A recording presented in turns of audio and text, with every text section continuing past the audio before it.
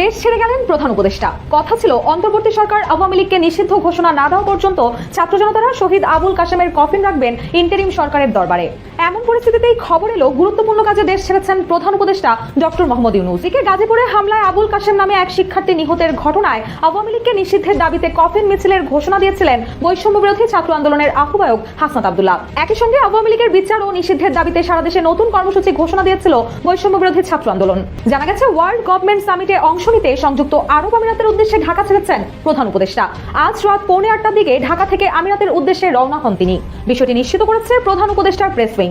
গত 13 জানুয়ারি দুবাইয়ে world government summit 2025 সম্মেলনে অংশ নিতে আমিরাতের উপরাষ্ট্রপতি ও প্রধানমন্ত্রী এবং দুবাইয়ের শাসক আমির শাইখ মোহাম্মদ বিন রাশিদ আল মাকতুম প্রধান উপদেষ্টাকে একটি আমন্ত্রণপত্র পাঠান।